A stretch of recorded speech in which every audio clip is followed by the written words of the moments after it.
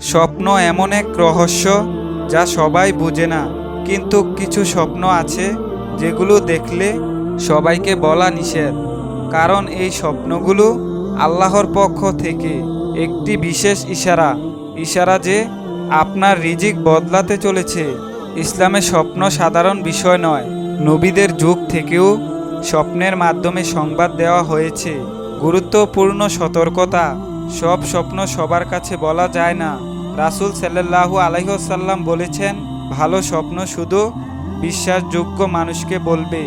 বিশেষ ঘোষণা: আজ জানব স্বপ্নে এমন 5টি জিনিস যা দেখলে অকারণে কাউকে বলবেন না, কারণ এটা রিজিকের আলামত। সংকেত নাম্বার 1: স্বপ্নে পরিষ্কার পানি বা নদী দেখা। স্বপ্নে পরিষ্কার পানি বা নদী দেখার মানে হালাল রিজিক, বিশেষ করে পানি যদি শান্ত ও স্বচ্ছ হয়। ইসলামে পানি রিজিকের প্রতীক। এই স্বপ্ন ইশারা দেয় আপনার জীবনে বরকতের দরজা খুলতে চলেছে। সংকেত নাম্বার 2: স্বপ্নে সাদা কাপড় পরা। নিজেকে বা কাউকে সাদা পোশাকে দেখলে এটা পবিত্রতা ও আল্লাহর সন্তুষ্টির চিহ্ন। এই স্বপ্ন বোঝায় আপনার নিয়ত পরিষ্কার। আল্লাহ সেই নিয়তের কারণে আপনাকে দুনিয়ার রিজিকে উন্নতি দেবেন। সংকেত নাম্বার 3: স্বপ্নে ফল বা ফসল দেখা। স্বপ্নে ফল, ধান বা ফসল দেখার মানে হালাল উপার্জন ও সফলতা। বিশেষ করে যদি ফল পাকা হয়, তাহলে বুঝবেন আপনার ধৈর্যের ফল আল্লাহ দিতে চলেছেন। সংকেত নাম্বার 4: স্বপ্নে আলো বা উজ্জ্বলতা দেখা। স্বপ্নে হঠাৎ আলো বা উজ্জ্বল মুখ দেখা এটা খুব শক্তিশালী ইশারা।